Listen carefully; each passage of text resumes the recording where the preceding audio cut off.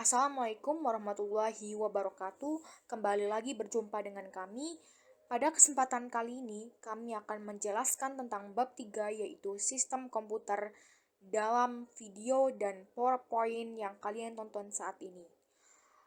Sekarang kami akan memperkenalkan diri dari kelompok kami. Yang pertama itu Brian Jabran Ala, Fairuz Dianisa Maharani, First Tania Azra Febia Zenita, dan yang terakhir ada Siti Anissa Kadir. Mari simak video dan PowerPoint berikut ini. Menurut sejarah, komputer diambil dari kata dalam bahasa Latin, yaitu komputer, yang artinya menghitung. Secara definisi, komputer diterjemahkan sebagai seperangkat alat elektronik yang saling bekerja sama, dapat menerima data atau input, mengolah data atau proses, dan memberikan informasi atau output, serta terkoordinasi di bawah kontrol program yang tersimpan dalam memorinya. Komputer bekerja dengan aturan-aturan tertentu yang membutuhkan program sebagai perangkat lunaknya dan brainware sebagai pengendalinya atau operatornya. A. Interaksi perangkat keras, perangkat lunak, dan pengguna. Sistem komputer mencakup perangkat keras atau hardware, perangkat lunak atau software, dan pengguna atau brainware. Interaksi antar bagian tersebut akan menentukan kinerja komputer. Sistem operasi membuat bagian-bagian komputer dapat berinteraksi satu dengan yang lain. Pada subbab ini akan dijelaskan peran sistem operasi dan interaksi yang terjadi antara bagian-bagian komputer satu dengan yang lain.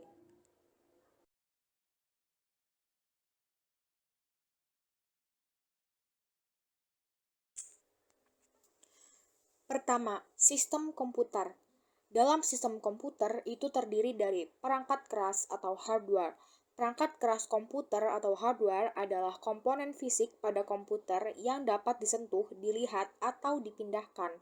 Contoh perangkat keras ialah mouse, hard disk, prosesor, RAM, printer, scanner, dan lain-lain. Lalu ada perangkat lunak atau software. Perangkat lunak, komputer, atau software tidak terlihat secara fisik, tetapi berfungsi dan dapat dioperasikan oleh pengguna melalui antarmuka yang disediakan. Fungsinya ialah untuk menjembatani pengguna dengan perangkat keras. Contoh perangkat lunak ialah sistem operasi, aplikasi, dan lain-lain. Sistem operasi yang banyak dipakai saat ini adalah Microsoft Windows, Mac OS, dan Linux. Sedangkan perangkat lunak lain yang menjadi sistem operasi ponsel pintar adalah Android. Yang terakhir ada pengguna atau brainware. Brainware merupakan sebuah faktor yang berasal dari perangkat komputer. Dalam hal ini, istilah brainware merujuk pada pengguna komputer, sebab sejatinya penggunalah yang memiliki kewenangan untuk menjalankan dan mengoperasikan komputer. Tanpa pengguna, komputer tidak dapat beroperasi secara maksimal. Contoh dari brainware adalah programmer, sistem analisis, operator, dan administrator.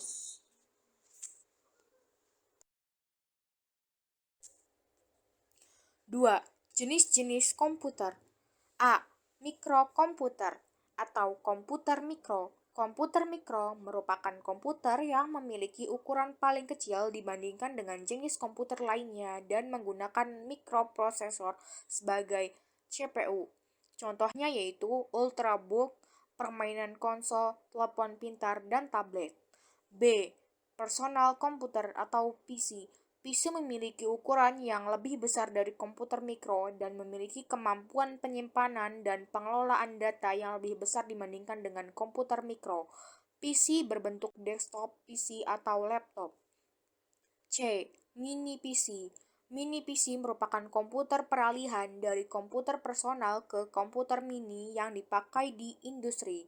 Biasanya dipakai untuk industri kecil atau personal untuk keperluan profesional atau industri kecil.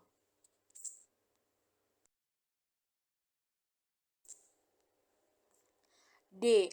Mini komputer atau komputer mini. Berbeda dengan komputer personal, komputer mini berukuran lebih besar dan mempunyai kapasitas memori maupun pemroses yang lebih besar. Komputer mainframe.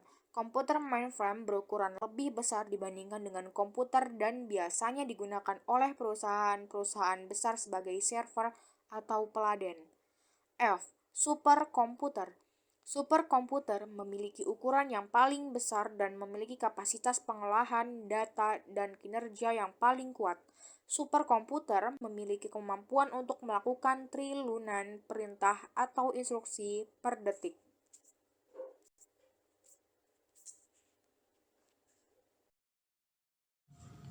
2. Peranan sistem operasi. Setiap komputer mempunyai sebuah perangkat lunak yang berperan sebagai sistem operasi atau disebut OS, Operating System, merupakan perangkat lunak utama dalam komputer. OS bekerja dan bertanggung jawab sebagai perantara dari perangkat keras dan perangkat lunak, agar keduanya dapat berinteraksi dan bekerja bersama-sama. Sistem operasi juga berfungsi untuk mengelola file, melakukan komunikasi dengan perangkat lain, mengalokasikan sumber daya, menjalankan program, mendeteksi error, melakukan penghitungan, dan menjaga keamanan sistem. Meskipun banyak aplikasi yang beragam, komputer hanya membutuhkan satu sistem operasi. Namun, ketika ingin menambahkan suatu aplikasi ke komputer, perlu dipastikan aplikasi tersebut memiliki kesesuaian atau compatibility dengan sistem operasi yang ada di komputer tersebut saat ini. Sistem operasi yang paling populer digunakan oleh pemakai komputer adalah sistem operasi Windows dari Microsoft. Dengan generasi terakhir adalah Windows 10, Linux, dan macOS. 3. Interaksi dengan perangkat keras. Device driver atau driver adalah perangkat lunak kecil yang ditempatkan di hard disk. Driver akan memberikan informasi ke komputer, cara berkomunikasi dengan perangkat keras tertentu, seperti printer, kartu jaringan modem, sound card, FGI card, dan perangkat keras lainnya. Sistem operasi menyediakan berbagai driver yang sudah diinstal. Ketika sistem operasi tersebut diinstal, sehingga pada beberapa kasus, pengguna tidak perlu lagi menginstal driver pada saat menambahkan suatu perangkat. Pengguna harus menginstal driver yang sesuai dengan perangkat keras yang ditambahkan dan sistem operasi yang digunakan, sehingga sistem operasi dapat mengenali dan mengendalikan perangkat yang ditambahkan. Beberapa perangkat keras keluaran terbaru telah dilengkapi driver di dalamnya, sehingga ketika terhubung ke komputer akan langsung terinstal. Contohnya USB flash drive. 4. BIOS, Basic Input atau Output System, atau BIOS adalah jenis memori untuk menyimpan data dan program-program dasar yang digunakan untuk memulai menjalankan komputer. BIOS yang ditempatkan di sebuah clip room yang terdapat di motherboard disebut dengan room BIOS chip. Sistem operasi menggunakan BIOS untuk berkomunikasi dengan perangkat-perangkat sederhana seperti keyboard dan mouse. BIOS menyimpan beberapa pengaturan hardware yang dapat diubah melalui BIOS Setup Utility. Pengaturan tersebut dapat digunakan untuk mengubah kinerja hardware dan merestart komputer. Pengaturan yang dapat dilakukan di BIOS diantaranya pengaturan tanggal, password, hard disk yang digunakan, penggunaan CPU, pengaturan memori, menampilkan data CPU, serta kipasnya, dan lain-lain. Fungsi BIOS berdasarkan kategori. 1. Sistem BIOS digunakan untuk mengelola perangkat-perangkat sederhana. 2. Startup BIOS digunakan untuk memulai menjalankan komputer. 3. CMOS BIOS atau CMOS Setup digunakan untuk mengubah beberapa pengaturan di motherboard. 5. Interaksi dengan perangkat lunak. OS atau Operating System mempunyai program untuk melakukan layanan yang umum, library, dan APLS. Application Programming Interface, yang digunakan oleh para pengembang aplikasi yang dapat dijalankan di sistem operasi tersebut. Sistem operasi berada di antara aplikasi yang dijalankan dengan perangkat keras yang terhubung dengan komputer, dan ada driver yang ditampilkan di antara OS dan perangkat keras. Salah satu layanan yang diberikan oleh sistem operasi kepada aplikasi-aplikasi adalah layanan system call, panggilan sistem. Layanan tersebut memungkinkan aplikasi tidak perlu menjalankan proses-proses yang umum dilakukan. System call biasanya digunakan pada saat proses-proses sebagai berikut. A. Saat aplikasi ingin membuat, menghapus, menulis, atau membaca file. B. Saat aplikasi ingin mengakses perangkat keras yang ada seperti printer, scanner, dan lain-lain. C. Saat aplikasi membutuhkan koneksi dalam jaringan atau ke internet. Melalui mekanisme system call, suatu aplikasi tidak perlu lagi menyediakan layanan sendiri untuk berhubungan dengan perangkat keras, membaca serta menulis ke hard disk, memerintahkan printer untuk mencetak, dan sebagainya. 6. Interaksi antarmuka pengguna dan komputer. CUI, Character User Interface, pada antarmuka jenis UI, aplikasi atau sistem operasi menyediakan tampilan di layar menggunakan tampilan berupa teks atau karakter. Digunakan untuk menampilkan informasi kepada pengguna dan meminta input dari pengguna. Pengguna kemudian memberikan input menggunakan keyboard. GUI, Graphical User Interface. GUI merupakan antarmuka berupa grafis yang menampilkan informasi dalam bentuk gambar dan teks. Antarmuka tersebut menerima input dalam bentuk perintah klik, tombol, dan input dalam bentuk teks atau angka. Bahasa natural mempunyai pengertian bahwa manusia dapat berinteraksi dengan komputer. Dengan menggunakan bahasa sehari-hari, pengguna memberikan respon dengan cara mengeluarkan suara dalam bahasa yang dimengerti pengguna. Manusia dengan komputer seperti speech to text, text to speech, dan sebagainya. Menu driven. Antarmuka menu driven adalah antarmuka yang digunakan pada komputer yang digunakan untuk keperluan tertentu, seperti ATM, mesin tiket, layanan self-check-in di bandara atau stasiun, dan sebagainya. Pengguna hanya dapat memilih menu-menu yang sudah ada sesuai dengan urutan proses yang dijalankan. Layar sentuh. Antarmuka layar sentuh adalah antarmuka jenis grafis yang umumnya digunakan pada layar touchscreen di perangkat mobile seperti smartphone atau tabel yang memungkinkan pengguna berinteraksi dengan aplikasi, fitur-fitur, dan fungsi-fungsi yang ada di perangkat mobile tersebut. Bagian B. Berbagai permasalahan penggunaan komputer. Yang pertama, komputer bekerja lambat. Jika komputer menjadi lambat, ada kemungkinan komputer tersebut mengalami kerusakan secara fisik ataupun mendapatkan beban kerja yang besar di luar kewajaran. Beberapa penyebab komputer bekerja lambat antara lain adalah 1. Temporary file. Ketika komputer bekerja, ada banyak temporary file yang dibuat dan ketika proses selesai, file-file tersebut tetap ada, walaupun tidak dibutuhkan lagi. File-file tersebut turut berperan menghabiskan sumber daya komputer yang menyebabkan komputer bekerja lebih lambat. Oleh karena itu, temporary file sebaiknya dibersihkan secara berkala. Yang kedua, hard disk terlalu penuh. Agar dapat bekerja dengan kecepatan normal, setidaknya komputer harus memiliki ruang kosong hard disk sekitar 200-500 MB. Jika ruang kosong di hard disk kurang dari jumlah tersebut, akan menyebabkan komputer bekerja lebih lambat. Yang ketiga, umur komputer. Komputer dengan umur yang lebih tua cenderung bekerja lebih lambat. Selain perangkat kerasnya sudah tidak bisa bekerja sebaik yang baru, program-program yang baru juga biasanya membutuhkan sumber daya yang lebih besar. Oleh karena itu, komputer yang tua akan bekerja lebih lambat jika diinstal oleh aplikasi-aplikasi terbaru. Yang keempat, prosesor terlalu panas.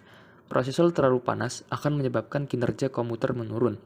Oleh karena itu, prosesor akan mengurangi kecepatannya untuk menjaga suhu tidak melebihi yang ditentukan. Apabila prosesor terlalu panas, sistem akan melakukan shutdown. Yang kelima, update Windows. Ada kalanya, sistem operasi Windows memiliki bug yang dapat menyebabkan masalah dan berujung pada lambat kerjanya komputer. Biasanya hal tersebut diperbaiki dengan mengeluarkan update file. Oleh karena itu, dengan menginstal update file terkadang diperlukan untuk memperbaiki kinerja komputer. Masalah yang kedua, komputer macet total. Kadang-kadang, komputer mengalami macet total atau berhenti merespon atau lebih dikenal dengan istilah hang. Pada kondisi seperti ini, komputer akan menjalankan dan menampilkan proses terakhir yang dilakukan dan berhenti merespon perintah pengguna. Beberapa penyebab komputer macet total antara lain adalah: yang pertama, terlalu banyak aplikasi yang dijalankan. Beban kerja yang terlalu besar dengan sumber daya yang terbatas akan dapat menyebabkan berhentinya proses dan komputer menjadi macet total. Yang kedua, komputer terlalu panas. Ketika bekerja, prosesor komputer akan menghasilkan banyak panas untuk mencegah agar prosesor tidak rusak. Maka, diatur agar prosesor berhenti bekerja pada batas suhu tertentu. Oleh karena itu, komputer yang terlalu panas dapat menyebabkan komputer berhenti merespon perintah pengguna.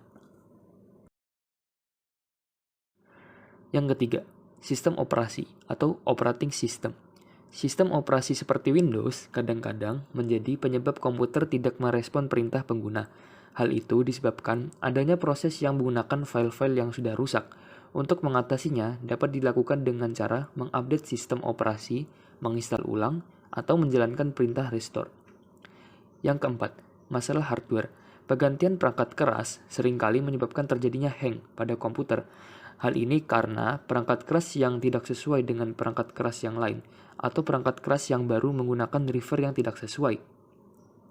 Yang kelima, perangkat lunak tertentu. Beberapa penyebab suatu perangkat lunak menyebabkan komputer macet total, di antaranya kapasitas perangkat keras yang tidak memenuhi kebutuhan perangkat lunak, adanya file-file yang tidak diperlukan oleh perangkat lunak yang hilang atau rusak, instalasi perangkat lunak yang tidak sempurna, perangkat lunak yang tidak memiliki kesesuaian dengan sistem operasi, dan sebagainya. Untuk mengatasinya, yaitu melakukan instalasi ulang atau mengupdate perangkat lunak tersebut dengan keluaran yang terbaru. Masalah yang ketiga, berbagai jenis permasalahan yang lain.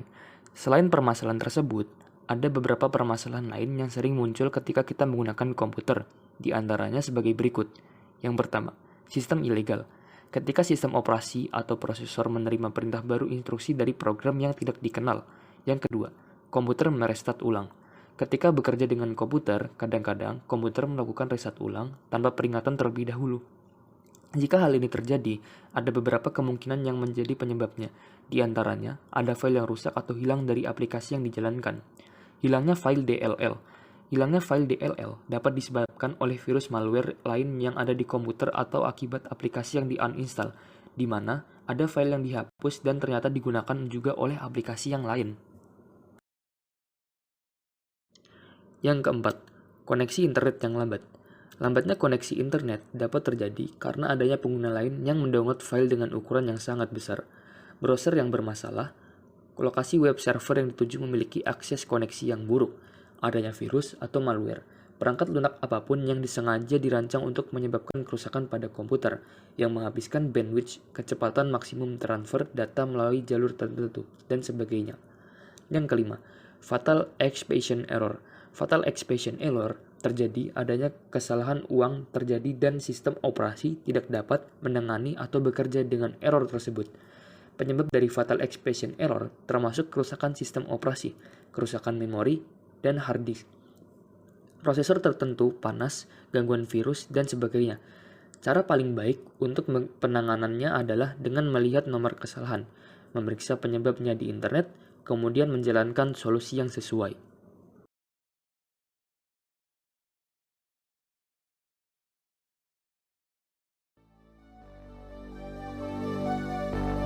Fill me out with your smile, like the sunshine brings the